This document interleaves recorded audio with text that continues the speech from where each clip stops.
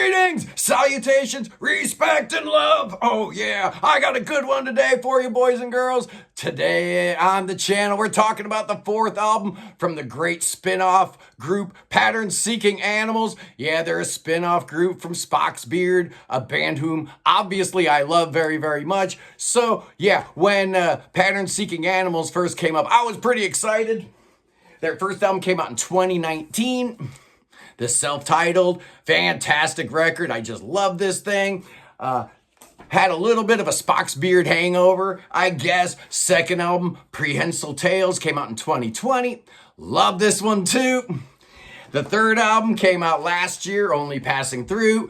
Yeah, guess what? I love this one too. They're 3 for 3. So are they going to go 4 for 4 today?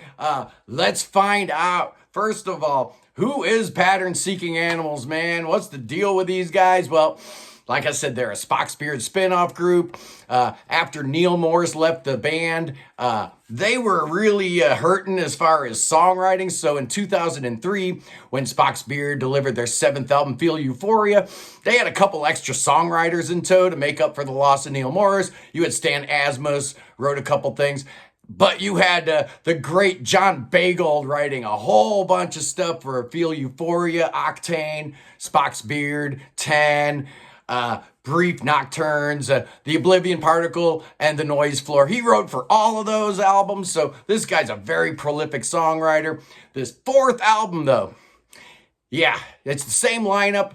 You've got John Baygold playing the keyboards, writing all the songs pretty much. Ted Leonard, the great Ted Leonard from Enchant, also from Spock's Beard, on vocals and guitar. Dave Miros on bass, and the great Jimmy Keegan on drums. Oh man, this band is good. I really like them, but this album's a little bit different than the first three. Apparently, Rich Mauser, who's mixed and mastered all their records and all the Spock's Beard records, come to think of it, and Transatlantic and a whole bunch of other stuff, he was busy. So they couldn't utilize him on this album, so they enlisted a guy named Frank Rosato. They're in a new studio, new producer. Yeah, so it's got a little different feel, but Frank Rosato is actually not just some left field guy.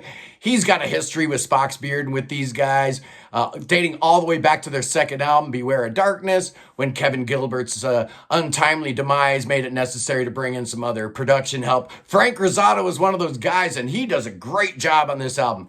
Now, we're only going to be looking at the main disc. There is a bonus disc of live material that I haven't heard yet.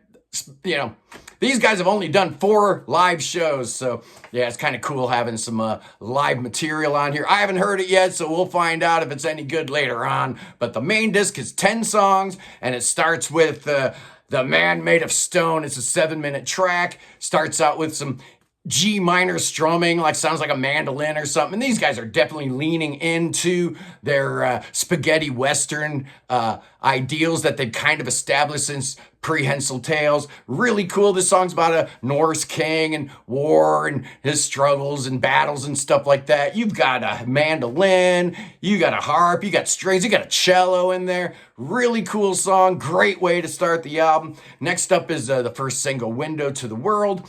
It's a kind of a syncopated 4/4, making you think, you know, a little bit like a Caribbean kind of feel. Maybe Stuart Copeland a little bit going on. The middle section's really wild, very cool, very different, unexpected, and I love stuff like that. Almost sounds like a stand-up bass going on. Very cool. It's only 4 minutes long, so it's a great, great second track. I love the 1-2 punch of those first 2 songs.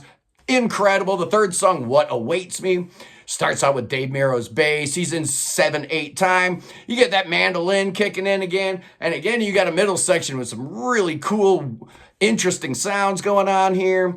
It's in a minor key, so it's kind of melancholic here. But it's saved by a great Ted Leonard guitar solo at the end. The fourth song is the quasi-epic. It's 12 minutes long. Longest song on here. And looking at the running times of some of these tracks, it kind of made me worried. Like, did we forget about the Prog here? Well, they did not. This song is great, man. He Once Was, 12 minutes long. Starts out with his real basic, simple chord progression. C, F, G, C, so 1, 4, 5, 1.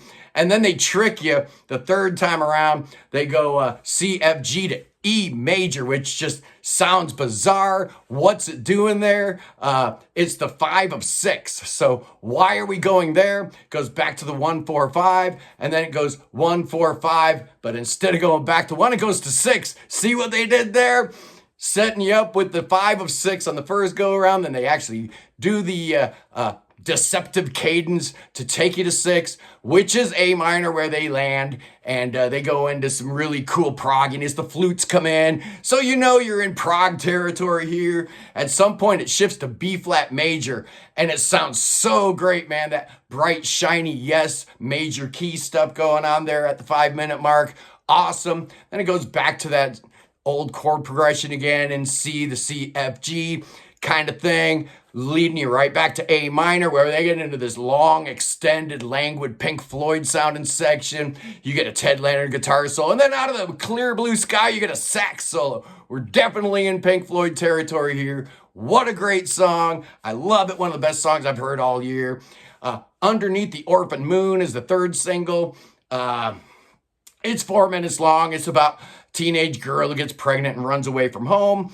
It's kind of cool. It's in A minor, and then it shifts to A major, and then the chorus just shifts keys entirely. You go to F sharp minor to G to D to A. It's really a really bright, cool chord progression. Kind of makes me think of the Ozark Mountain Daredevils Jackie Blue, where you've got the minor key verse and the major key chorus.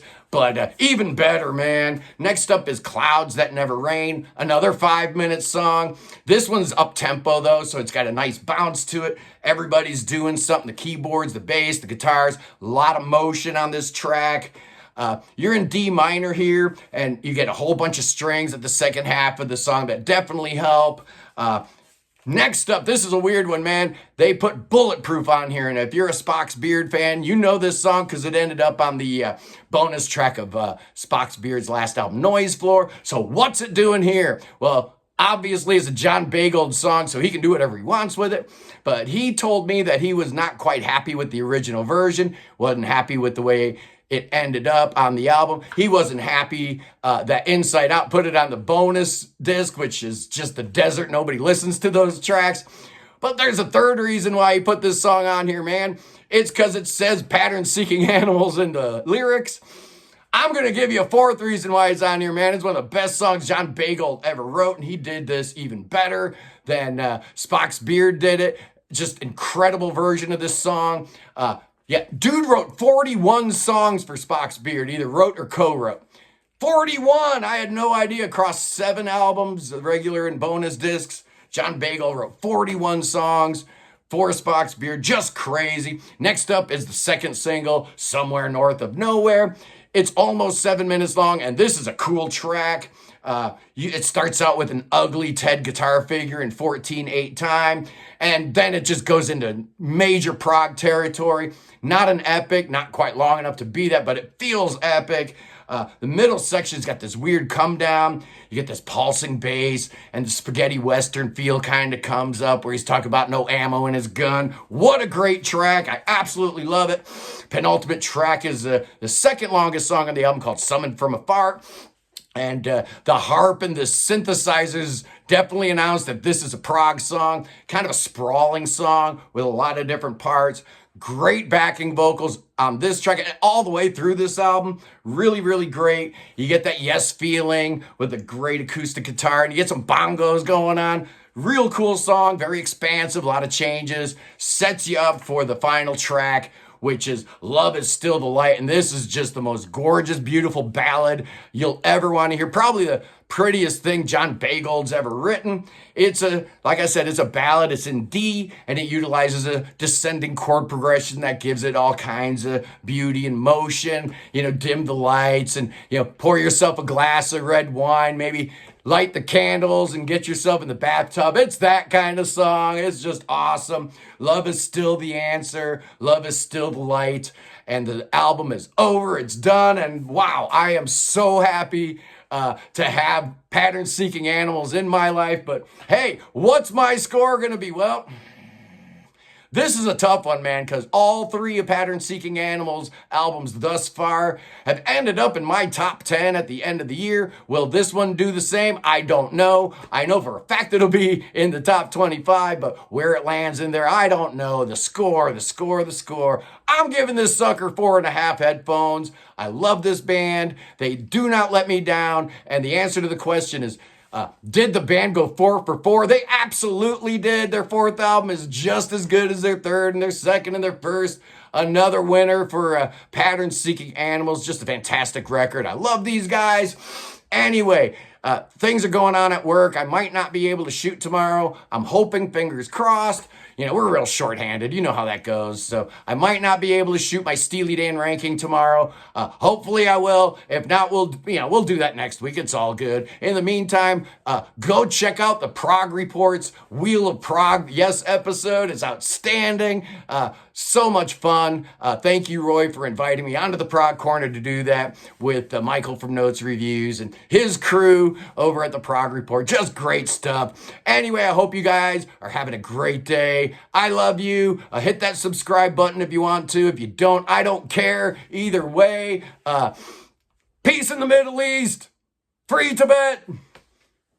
And God save the king. Save him. Save that king. Save Chucky. Save King Chucky. Yes, indeed. You got to save him. That sucker could use some saving. So we're going to do it right now. I'll see you tomorrow. Maybe. Peace.